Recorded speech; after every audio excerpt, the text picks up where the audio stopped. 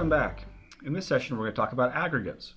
Specifically we're going to talk about the group by clause of the select statement and what the group by clause allows you to do with your queries, and aggregate functions that you can use in conjunction with the group by, and the power and the options that it gives you in your reporting and querying to use those two together.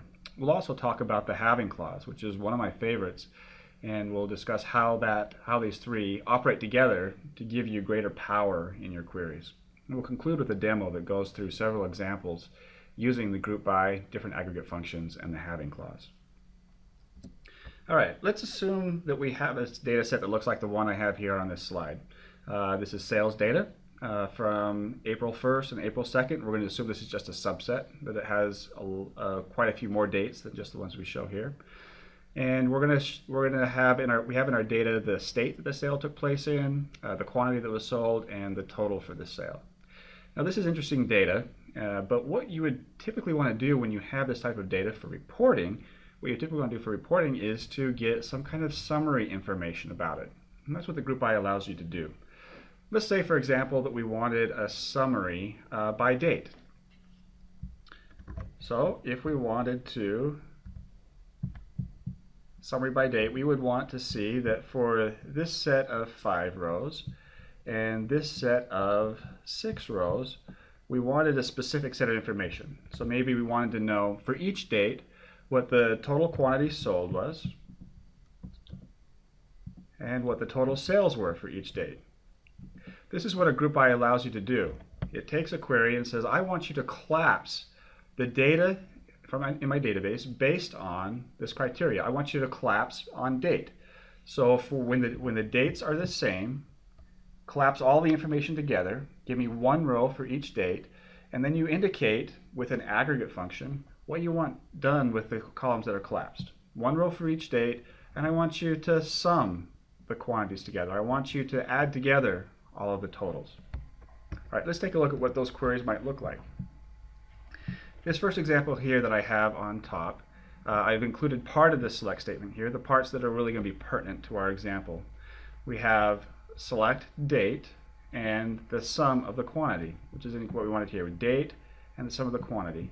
And we're indicating that we're going to group by the date. The group by clause here, as part of our select statement, tells SQL Server what to collapse on. In this case, we're telling it to collapse based on date, and for every date, give me one row back. So that'll do what we had here in the first. It'll say, okay, I'll get one row back for this set of data, and I'll get one row back for this set of data. Now, we've asked SQL Server to return the date value. We've also asked SQL Server to sum the quantity. So we've asked it to take the quantity column here and add them all together. As you can kind of see, that's exactly what we got. This row right here corresponds to this entire group. We've got the date, April 1st, and we've got the sum of the quantity. 60 plus 5 plus 1 is 66, 166, 187. For the second row, we've got the sum from this second group here. We've got the date, April 2nd, and then 15 plus 22 is 37, plus another 10 is 47, 57, and another 10 here is 67. So that's where this 67 value came from. So this query here, select date and sum the quantity, gives us the information that we wanted, the total quantity for each date. And we'd assume that if there was more data down here below, that SQL Server would have returned the additional rows for all those dates as well. All right, the second example expands a little bit. Again, we're selecting date and the sum of quantity. We're adding a second function, the max of the total. Here we're grouping by date and state, so we've included 2 columns here. And SQL Server in this case will look for changes in these 2 columns together as a pair. So this will break our data into groups based on common date and state. So these first 3 rows have the same date and state, so they will be collapsed together into a single result. Arizona, there's only 1, and Nevada, there's only 1, so those would be collapsed together, a group of 1. When we look at April 2nd, Utah, there are 2 values, so those would be collapsed together. Arizona, there's 1, and Colorado, there's 3. So our result here, grouping by date and state, would give us a total of 6 results. Now I've only showed the top three here because I kind of ran out of room on the slide. But we would have received a result back from this query for every date and state combination that was unique. The reason the first 5 rows weren't collapsed together is that the date was unique, or the date was common, but the states were not. So when we group by multiple columns, we collapse them based on the combination of those two together. Now here we're asking for the sum of the quantity. So that one we talked about in the first example. We know exactly how that works. So our 66 here should be the sum of 60 and 5 and 1, and sure enough it is. And 100 is the sum of, well, just one value. That's easy. It's 100. And again, the 21 is just a single value. So now we can see where these first 3 values here for the sum of the quantity came from. Now here we have a different aggregate function, max of the total column. It's pretty self-explanatory. I bet you can guess what happens here. Sure enough, SQL Server is going to look at the totals and say, okay, of these 3 values that are being collapsed together, which one's the biggest? Well, 120 is. And sure enough, that is the value that we got back out of our aggregate. For these other two, it's somewhat trivial because there's only one value. So of course that value is not only going to be the max, it's also going to be the min. So we got the single value out. Now had we continued on, the max that we would have gotten for the second set, of course, would have been 44, and for this third set would have been 30. I didn't show those results again because I ran out of room. So here we can group by date, and we can group by a single column, and we can group by multiple columns. Now, there's a couple things that I want to draw out here before we move on to the next slide. The first one is what would happen if we included a column in our select that was not part of our group by. Let's assume that we added here. This is going to be just a little bit too big, but bear with me. We added total. If we'd added total but didn't include it in aggregate, we didn't say max total or sum total or count total, we just included the column total. SQL Server would actually have a very big problem with this. It would say, okay, you've told me to collapse based on date. Let me go back and erase this really quick so we can get our original thing here. Told me to collapse based on date. So I have these 5 rows here, and I have these 6 rows here that I'm going to collapse. So I only have 1 row back. And then you've asked me for the total. Well, I have 5 values for total here, and I have 6 values for total here. What do I do with these 5? Do you want just one of them back? Do you want the first one that I come to? Do you want the last one that I come to? Do you want me to take all of these totals and average them? Do you want me to take the maximum value? What do you want me to do with these 5 values? If you have a column that's not part of your group by, but shows up in your select, and it's not being aggregated in some way, you haven't told SQL Server how to take all those values together, SQL Server will throw an error. It won't execute your query because it doesn't know what to do. We'll look at an example of this in our demo as well. One other piece that I want you to see is something that I did here in the second query. In my group by, I'm grouping by date and state, but in my select, I only included the date column. Now that's perfectly valid, that's perfectly fine. Items that are in the group by don't have to be in the select. Items that are in order by don't have to be in the select. But what you'll notice down here at the bottom is that I got out exactly what I asked for. Date, a sum of the quantity, and a max of the total. If you look at this carefully, you'll notice that these rows look very similar. I can't tell what the difference is between these 3. They're all for the same date.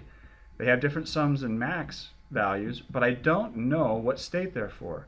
So by not putting the state in my select column, I didn't have it returned, but it also makes it very difficult to know what these values are for. My sum was 66, but I don't know whether that was for Utah or Arizona or Nevada. Because I'm looking at my data, I can quickly do the math myself and tell it that this is Utah, Arizona, Nevada. But because I didn't include an order by, the next time I run it, these might come back in a different order. And if I have a lot of rows, it's going to be very difficult for me to pick out what they're for.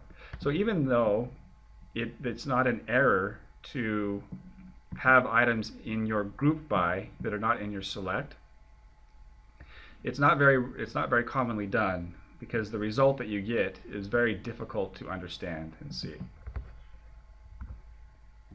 Okay. Here are some aggregate functions. Let's talk about the more common ones first here. You saw max and sum on the previous slide. Of course, there's a corresponding min, and min will take all of the values in each group and find the one that is smallest. Now in the case of numeric values, that's the one that's lowest, or the closest to 0, or the biggest negative number if you have negative numbers, so it's the one that's the lowest value. If you're looking at character fields, it's the one that's closest to the beginning of the alphabet. Now your collation, which we'll talk about in a future session, can determine a little bit how that sorting order works. But the min will, based on whatever sorting order you've applied to your character field, it will find the one that is the smallest or the closest to the beginning. We also have an average. Average will take a series of values and give you an average. Now there's something to watch out here on average, and this caution here for watch your input data type really probably applies more to the average than to some of the others. If you're doing an average of a column that's an integer data type, the average is going to come out as an integer data type as well. What that means is if the average isn't evenly divisible by 1, meaning you get a fraction back, 5.5 or 121.6, the SQL Server is going to truncate the decimal portion so that it can return an integer value back to you. If you don't like that, you need to convert the column before the average takes place. For most of these, your input data type is also going to be very influential in determining what your output data type is as well. There are two other aggregates. One is count and one is count big, and these are going to count the number of records that were collapsed for that group. So in our previous example here, if we group by date, our count would be 5 and 6. If we group by date and state, our count would be 3, 1, 1, 2, 1, and 3. The difference between count and count big is the data type that's returned. Count returns an integer data type, and count big returns a big int data type. You would want to use count if you're not going to have more than around 2 billion results in any individual group. But if you're going to exceed that in a group, you want to use count big so you can get the accurate value back out. Now you also notice that count and count big have two parameter options here. You can either pass it in the name of a column, or you can pass in the asterisk or star. If you pass in the name of a column, SQL Server will ignore null values in that column and won't include them in the count. In our previous example, if one of our rows had been null in that first group set, if one of our rows had been null, we'd have gotten a 4 back if we counted on the quantity column. If one of the quantities was null, it would have only counted the non-null values. Likewise, for the count big, it works the same way. If we use the count star, SQL Server will count the number of rows, not the number of values in any particular column. In this case, SQL Server will count rows that have nulls in them. So if you're looking for just a raw count of the number of elements, you'd want to use a count star. And that's actually probably the most common implementation of count or count big, is using the star or asterisk. If you're wanting to exclude rows that have null values, then you want to count on a specific column, and then you'll get a count of the number of rows that weren't null. Now, as a side note, for all of the other aggregates as well, most of these are working on a column name. You're looking for the minimum value of the quantity, the sum of the total. And in this case, SQL Server is going to ignore values that are null as well. It's kind of trivial when you're thinking about min and max, but it's much less trivial when you think about average. The rows that are null are not included in your average. Typically that's what you'll want, but be aware that if you're expecting null values to contribute a 0 to your average, you'll need to take account of that when you're building your select statement. If you remember from our previous sessions though, the null value means unknown. So 0 is probably an inappropriate value for null to replace a null with. Let me rephrase that. It's inappropriate to replace a null with a 0 value because it doesn't mean 0, it means unknown. It might be a 10, it might be 100, you don't know what it is. So counting that in your average really would skew your results in a way that you wouldn't expect or necessarily want. Now there's some uncommon aggregates, ones that aren't used as frequently, and the first four of these deal with statistics. It's standard deviation and variance of a sample, and the standard deviation and variance of a population with a P on the end, respectively. These are aggregates that you can use. They're not used as common because not as many people are familiar with the statistical functions and their use, so they aren't used as commonly, even though they are incredibly powerful to use. And the last one here in the uncommon list is a checksum agg.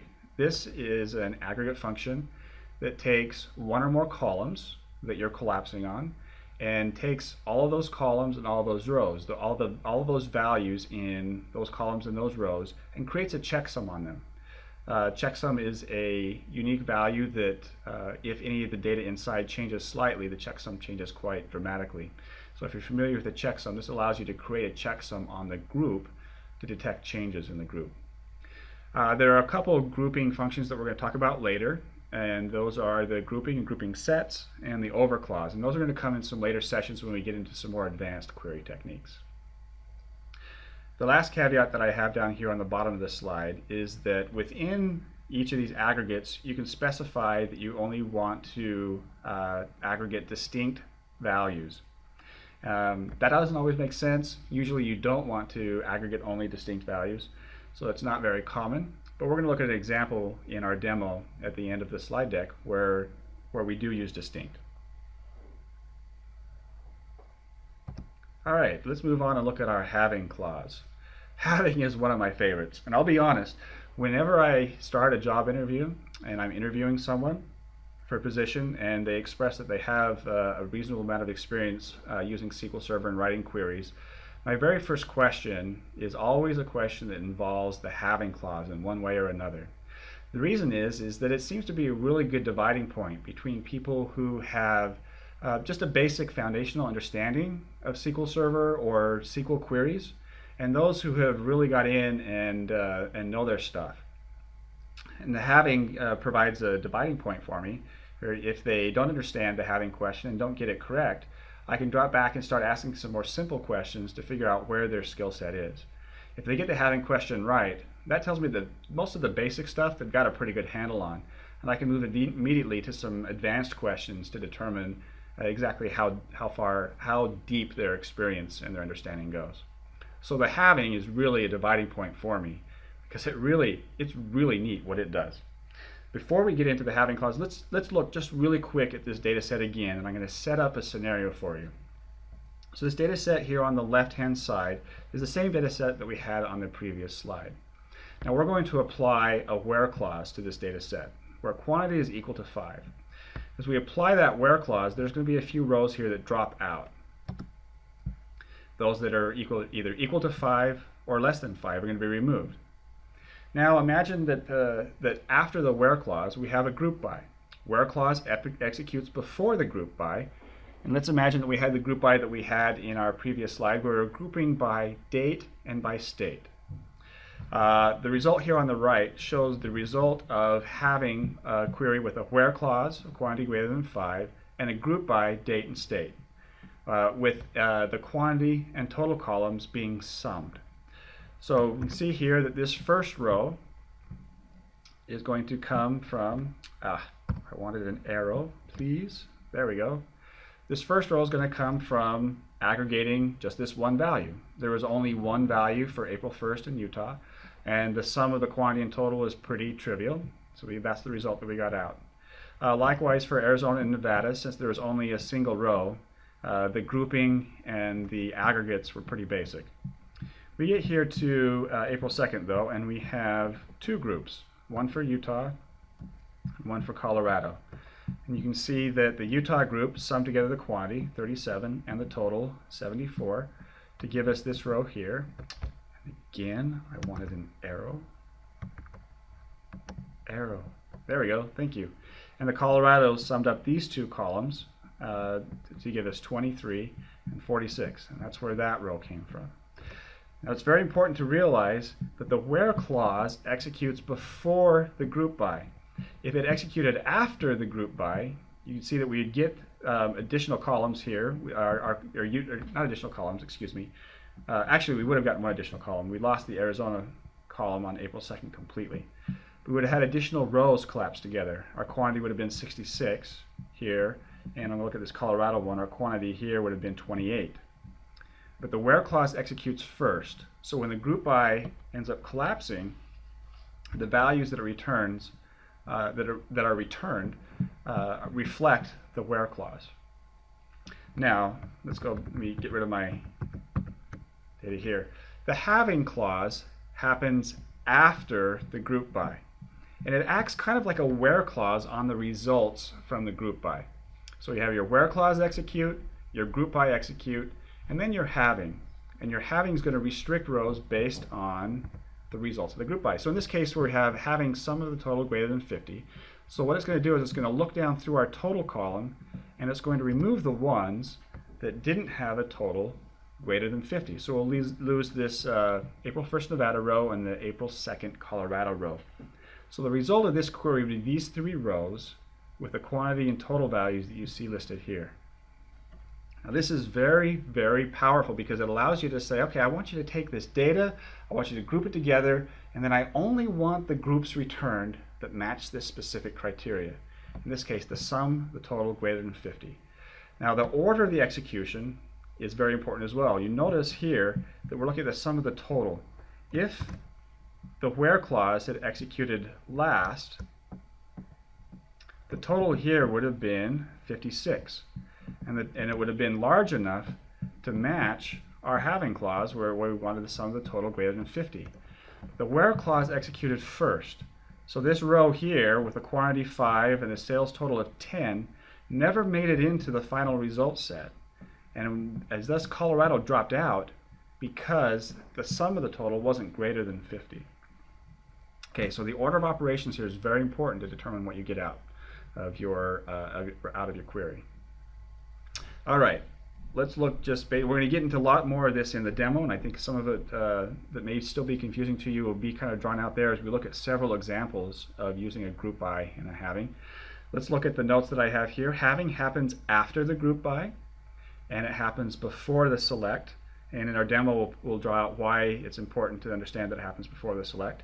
And the having does not work on individual values unless the group by collapses on those values. So in our having clause here, we could have had where the date is equal to or greater than some value, or the state is equal to or not equal to some value, because those were part of our group by clause. And we have those values available. However, what we couldn't have done is having quantity equal to, or let's see, not equal to it is kind of funny, having quantity greater than 20, because these values have been collapsed together. Quantity greater than 20, it wouldn't have known what to do with the places where it had more than one row. So just like in our previous slide where we talked about how the select clause has to have either the items that are in your group by or be aggregated, the having clause has the same restriction. It can only use items that are in the group by or items that are aggregated. Okay, let's go take a look at some examples. All right, here I've written out a few questions that will help kind of guide us through the demo. First one here, we're going to use the production.product table, and we're going to write a query that returns the product line, class, and style, and the number of products that are in each product line, class, and style. And we want to ensure that our results don't include any records that didn't have a class or style entry. Okay, so let's look first at the data in the table so we can get an idea of what's in there.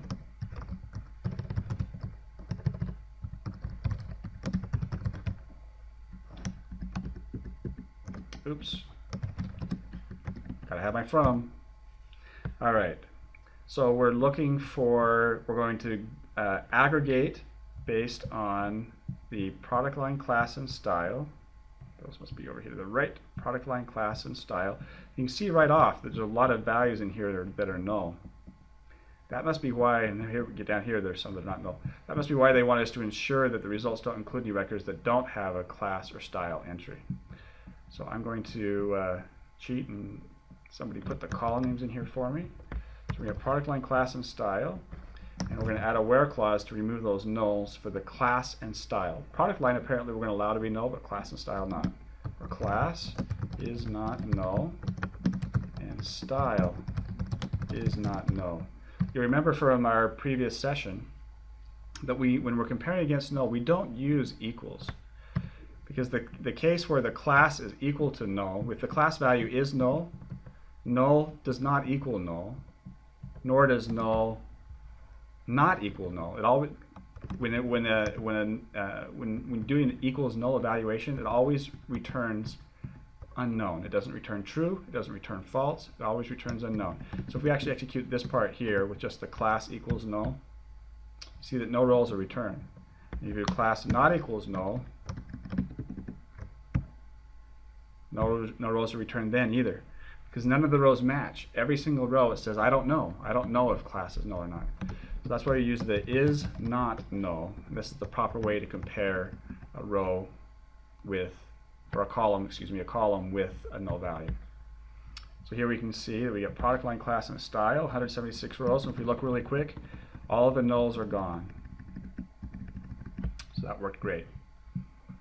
Okay, now what we have here, you can see that for this product line R, class H, style U, it looks like we have 7 rows for that, and that's what we wanted to get, is we want to return the product line class and style and the number of products that are in that product line class and style. So for this first one, we're looking for the number 7. Well, that is a count, right? We want to count, and we're going to do a count star, and then we're going to group by, whoa, there went my whole query, group by, and we're going to group by our product line class and style. So the group by will tell it to collapse where the product line class and style are the same, collapse together, and oh, we want an aggregate, a count of the number of records that were there. So we should get RHU and 7, and RLU and some number bigger than that, because there's quite a few there, 7, probably 9 it looks like. RHU, apparently there were even more down below that we hadn't seen. RLU, there were more of those as well. So now we have product line, class, and style, and then we have the count for each one. Now these didn't come back in any particular order because we didn't have an order by. And our count star, we didn't give it a name, so it didn't come back with a column name. Let's give it a name real quick. As product count. So we'll alias that column, and it'll return that column name as part of the metadata. Okay, let's move on to this second query. Get the oldest and most recent order from the sales order header table. Use only a single query. So they want both the oldest and the most recent order. And here we're going to assume that what they're looking for is the date. So let's take a look at our data real quick. I'll remember my from clause this time. Yay for me. Okay, so the oldest and most recent order, that information is going to be an order date. So the oldest order is going to be the most ancient date. So that'll be min order date as oldest order. And then most recent order will be the largest date.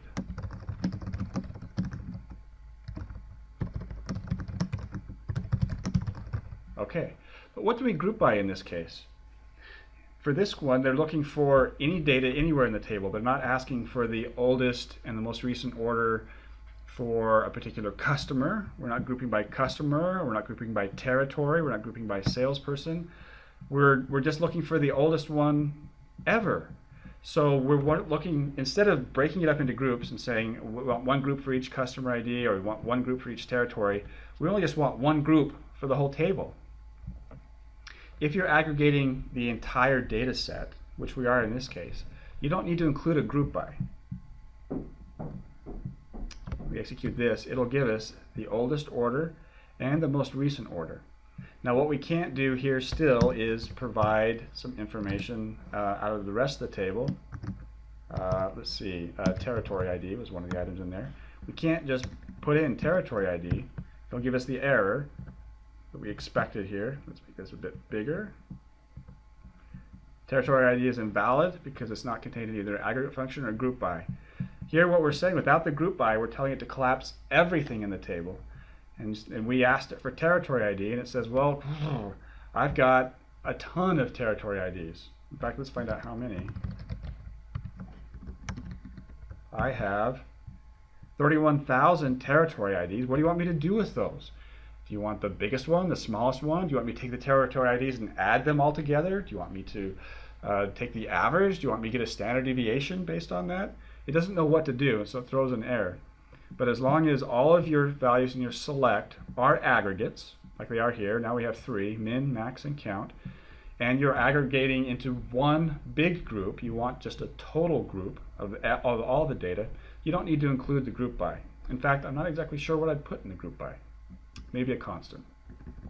Answer my own question there. Okay, next one. Write a query to answer these questions. How many rows are in the sales order detail table? Okay, this one's fast. I'm going to write this one. Count star from sales order detail. There we go. 121,000. Now I'm looking down here to the bottom and it wants us to do all these in a single query, so I'm going to do that along the way.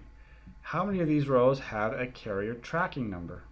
Okay, well, how many of these rows have a carrier tracking number? Well, I want a count, is what I'm looking for, a count of rows, and I'm looking specifically for carrier tracking number. Now, if I put carrier tracking number inside the count, remember the difference between the star and the column name. When I put a column name in, it will not count nulls in that column. When I put a star, it's just counting the raw rows, regardless of what's in any of the columns. And so it will count nulls. When we run this, we can see that out of the 121,000 rows, about half of them have a carrier tracking number. That indicates to me that the rest of them have null values. Oh, but wait, there's more. That's actually our next question. How many of the rows have a null carrier tracking number? Well, let's see. I know that it's going to be this value minus that, right? These are the number of non-null, so whatever 121,000 minus 60,000 is, 60,000 equals, that's going to be the answer that I need. Well, actually, I can actually write it out just like that. Take the count star, subtract the count carrier number.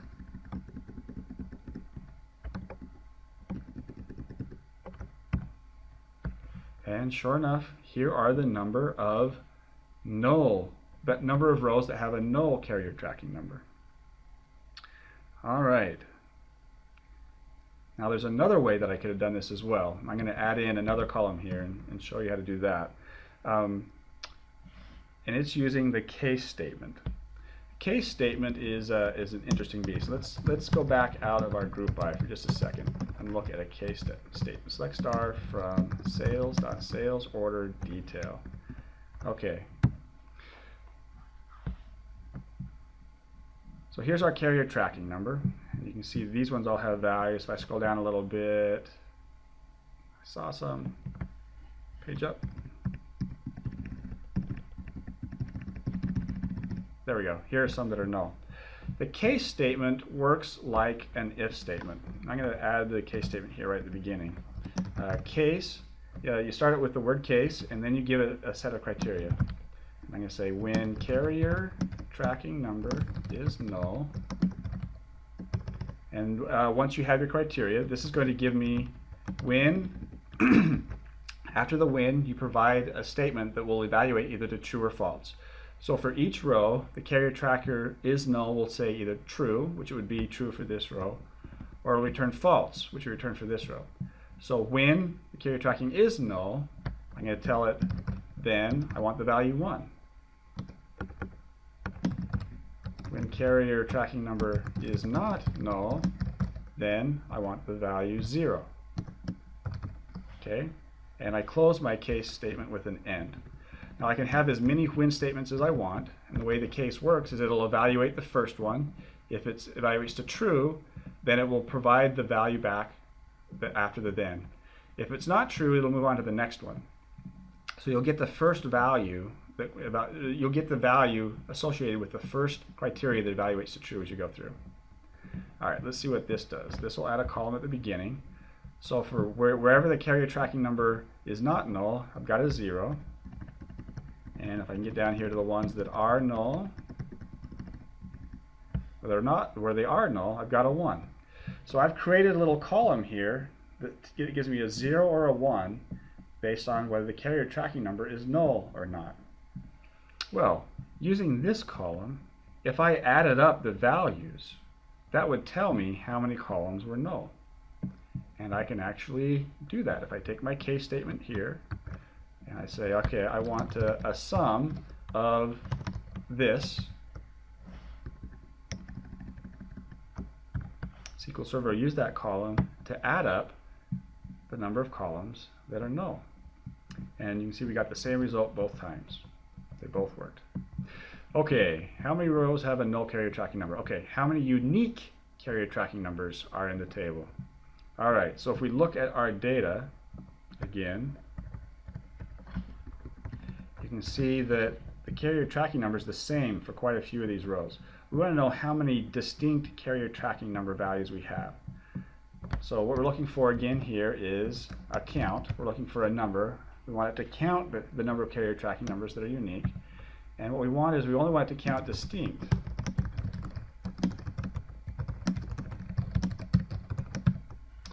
So this is an example that I talked about before where you can put distinct inside of an aggregate.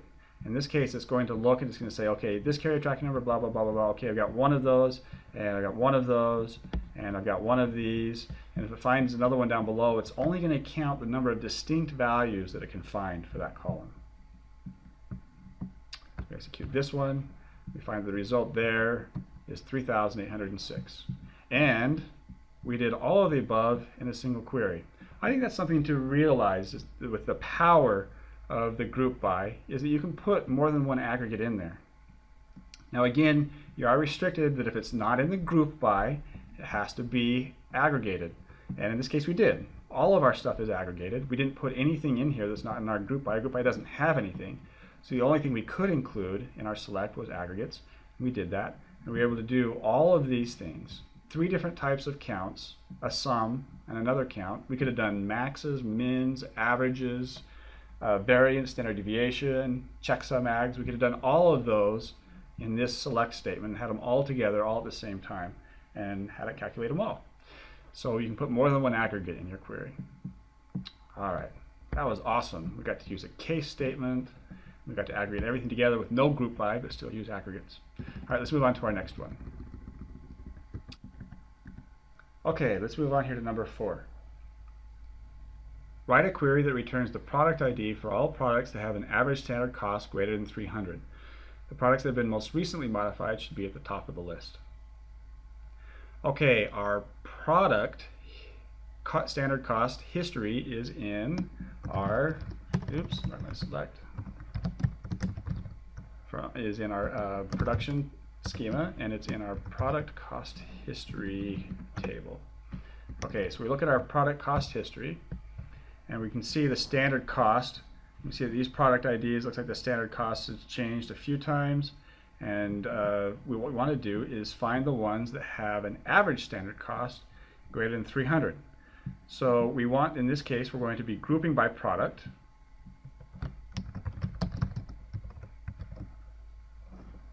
Because we want one row for each product ID. We're going to select our product ID back out again so we have it. And then we want the average standard cost. Okay.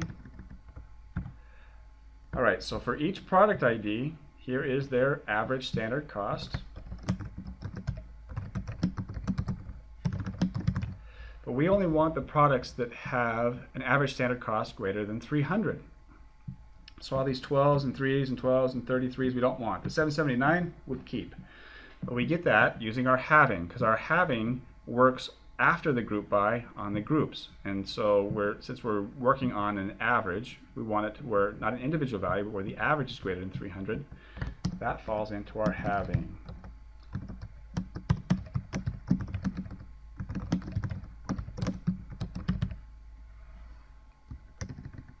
It said greater than, not greater than equal to, so we'll not put the equals to in there. And now we have, here's our products, one row for each product, and we have the average standard cost for each product, and we only have the ones that are greater than 300. Looks like there's 129 of them.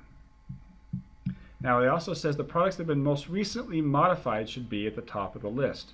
Well, how do we know when these were modified? Now let's look at our product cost history table again.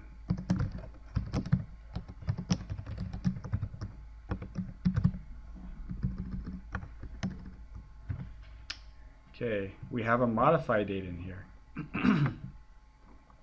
So what we want to do is we want to sort by the ones that have been most recently modified. Well, you look at this, the modified date's different. So we have several modified dates in here for each group. There's 3 for that one.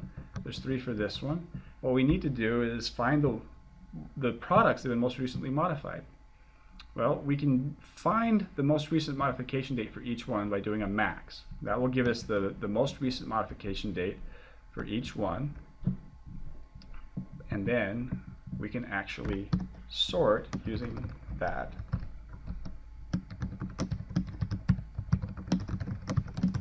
And we're going to do descending so we get the biggest ones first. Let's include this in our select. Even though they didn't ask us to, let's include this in our select so we can see it.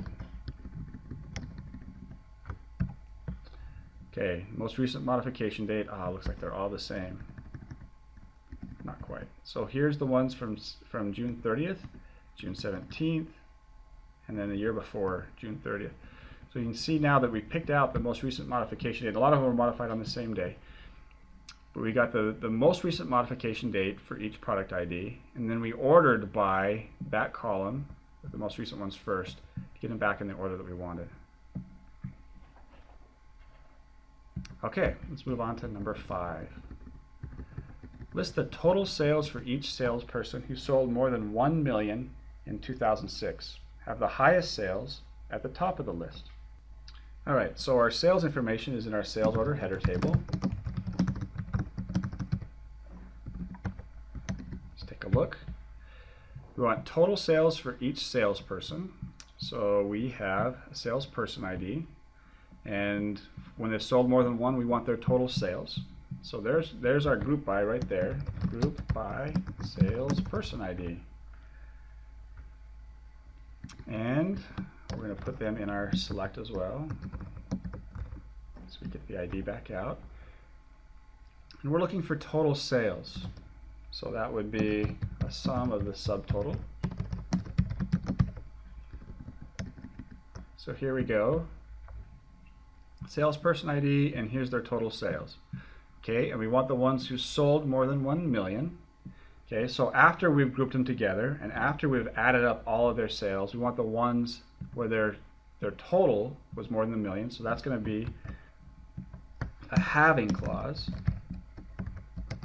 1 and then 1, 2, 3, 4, 5, 6 zeros. The reason it's a halving clause and not in the where is we're not looking for salespeople who had an individual sale more than 1 million. If it was an individual sale, it would go into our where clause. We want the ones who had a total sales more than 1 million. Okay. All right. So here's the one that have a total over 1 million. There's only 16. But they were even more specific. They want to be in 2006.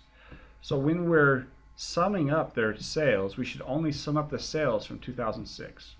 So that would actually go in our where clause.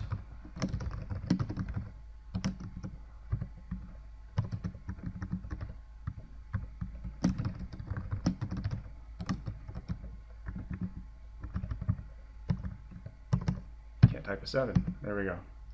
The reason this goes in the where clause is we don't want sales from 2008 or 2005 to be aggregated together into our subtotal. We want them removed before we sum them together. So we have to do that in our where clause. The where executes first, remember, then the group by, then the halving. All right, now the reason I didn't use a between is because I didn't want, if I had used where the order date is between January 1st, 2006 and January 1st, 2007, then any sales that happened exactly on midnight of January 1st, 2007 would have been included in my subtotal. I wanted to exclude those, so I use a less than. That'll track every order up to and including December 31st, 2006 at 11:59 p.m. with the fractional seconds out, the biggest number that it'll hold, It'll include that order, but not the one that happened a fraction of a second later on January 1st, 2007. Okay, list the total sales for each salesperson who sold more than 1 million in 2006. So limited to 2006, we've got their subtotal, only those that were more than a million. Got that. Have the highest sales at the top of the list. So here's the sales, and they want it ordered, so the biggest one, which looks like maybe that one, is at the top of the list. That's our order by. Oops, I lost my. There we go. Order by. And we want to order by their total sales. And we want the biggest one at the top. So again, this one's going to be descending. Oh, there was a 6 in there that I'd missed. So this one's, and that one's null. Interesting, huh?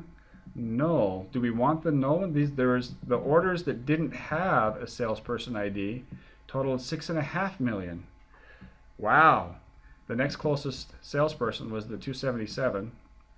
They had a total of 3.8 million, but there were more sales with no salesperson than there were with the highest top salesperson. Interesting. They didn't ask us to exclude that, so we didn't put it in. If we wanted to exclude that salesperson, though, we could do it here.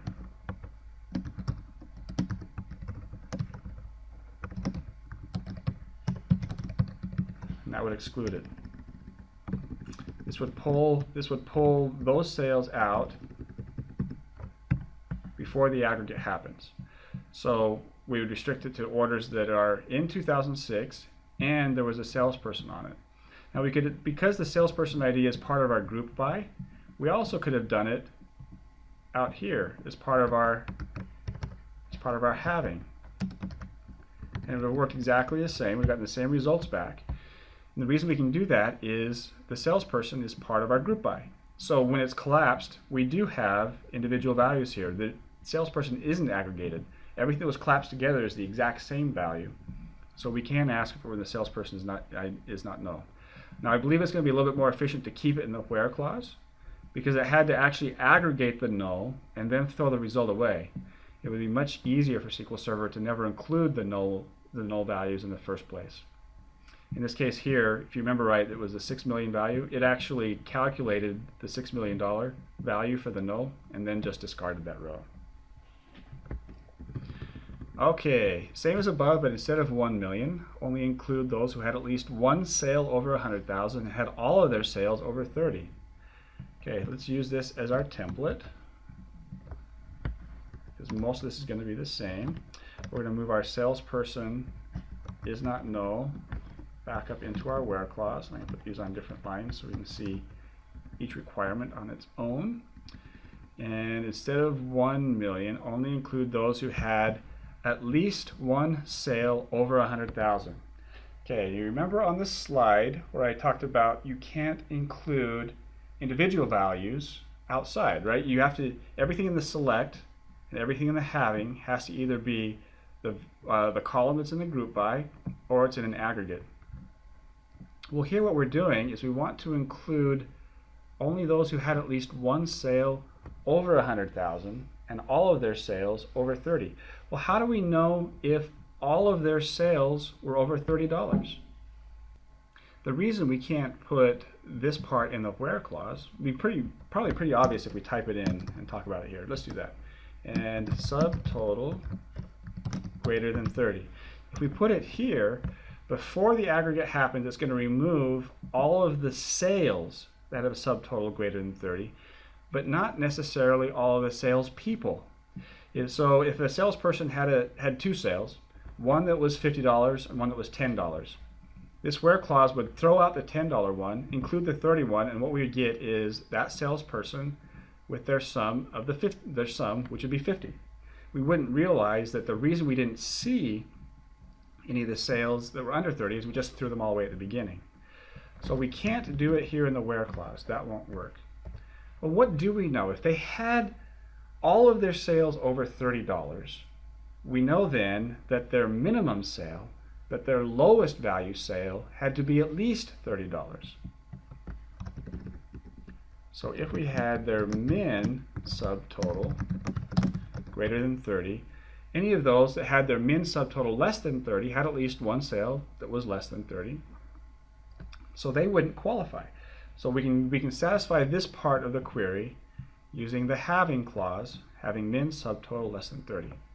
Okay, the other thing we wanted to do was only include those that had at least one sale over 100,000. At least one sale over 100,000. Well, if we put and subtotal greater than 100,000, or 100, there we go, greater than 100,000, then our sum up here would only include the sales that were greater than that. Well, they only have to have one sale over 100,000. It might be that they had one sale that was 200,000, and then a whole bunch of sales that were $100. Their subtotal should still include all those $100 sales, but we need to make sure that we only include the salespeople who have at least one over 100,000. So in this case, we need to again go to our having clause. Well, how do we do that in our having clause? Well, let's think about that.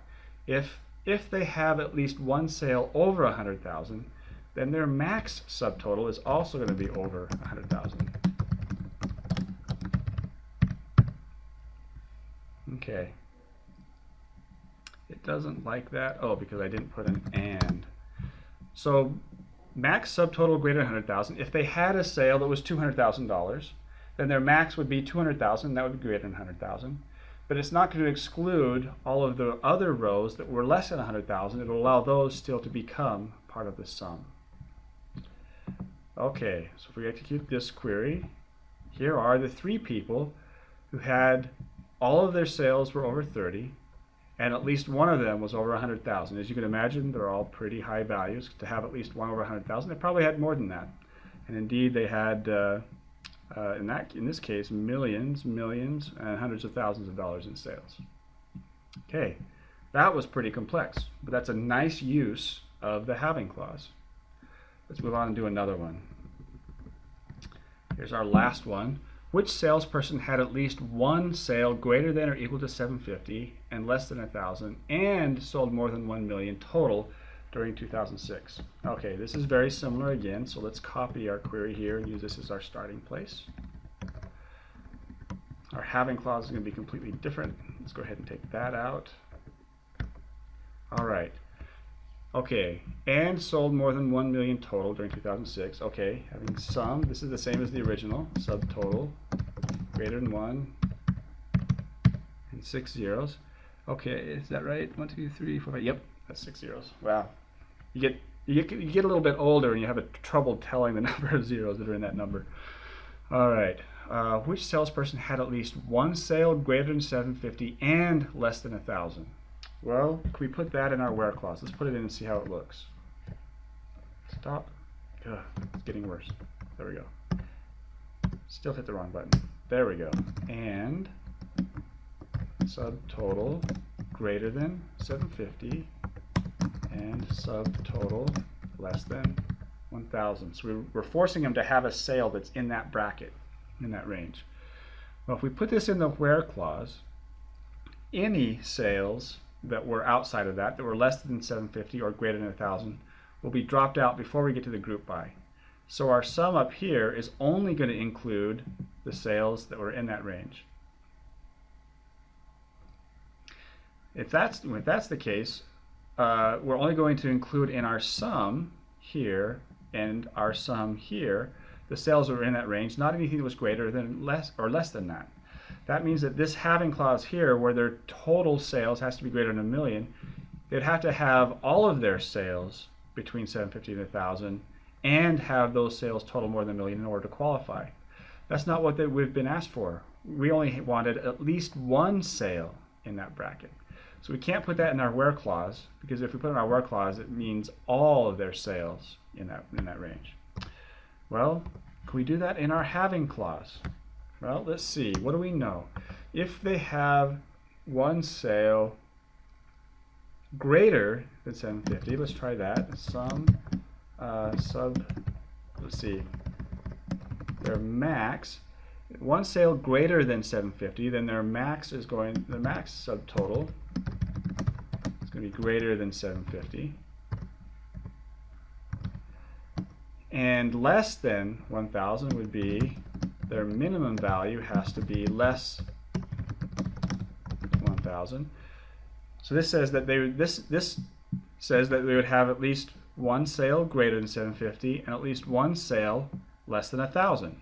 But that doesn't meet the criteria either. Using it like this, we could have a sale of, if this person had 3 sales, or we could do it with 2 actually. If this person had 2 sales, one sale that was $10 and another sale that was $5,000, then their min, actually let's go with $5 million, then their min subtotal would be 10, so this would be true. Their max subtotal would be 5 million, so this would be true. And the sum of their subtotal would be more than a million, so this would be true. So a person with just these 2 sales would be returned, but they don't meet the criteria. They don't have a sale between 750 and 1,000. Using it here in the having, like this, means that isn't restricting it to being the same sale. The reason is we're looking at our aggregates, when really we're looking at one sale is really looking inside the aggregate. We need something inside the aggregate to do it. Well, this is where we have to get quite clever and tricky, and we're going to do it using, again, our favorite, the case statement. If we write a case statement, we delete these out, and let's write a case statement down here. Case, when subtotal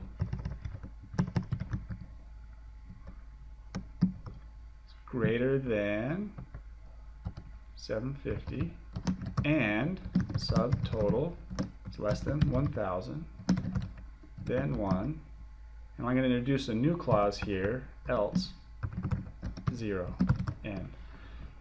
So this will look at an individual row, and it'll say if the subtotal is greater than, or let's see, I guess I got to put the equals to in, greater than or equal to 750 and less than 1,000, then return 1. If it doesn't match that, or the else means if it doesn't match any of my when clauses above, in this case I only have 1. If it doesn't match that, then return is 0.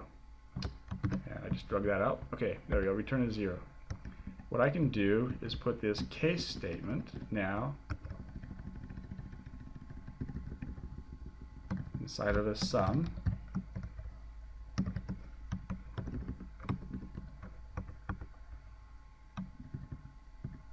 Now, what will this return? This case statement now, it'll go for each row, for each salesperson, and look at each row, and if that order has a subtotal between 750 and 1,000, it'll give us a 1.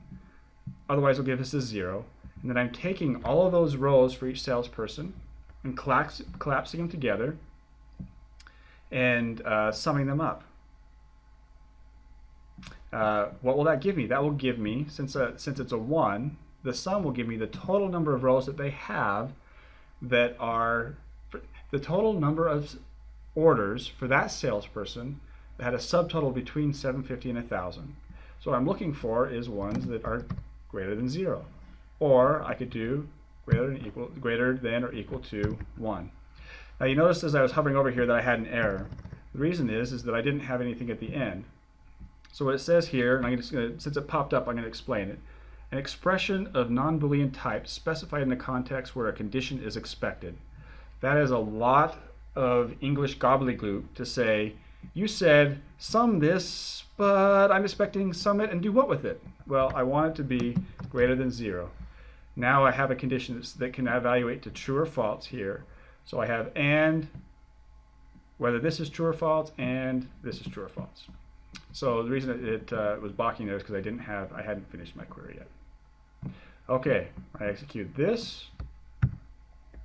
I get my result back here, the 9 people who had total sales over $1 million, with at least one of them between $750 and $1,000. All right, let's go back to our slides. I want to point out the asterisk that I put right here. Having does not work on individual values unless the group by collapsed on those values. The asterisk there is that there are some very sneaky ways to do that. And that's what I showed you in that very last demo, where we actually, that very last example, where we actually took the subtotal column, which was not aggregated, created another pseudo column out of it and aggregated that column. And we were able to get some more information that we wouldn't have been able to get with just the normal where clause or group by or having, by putting that information together using the case statement. That's a very sneaky way to get around that requirement in many cases. All right, thank you for joining me today. If you have any questions, you're welcome to stop by my desk and we can talk about it in person, or you can send me an email or reach out to me on Twitter at UBA Chat. Thank you for joining me, and we'll see you in the next session.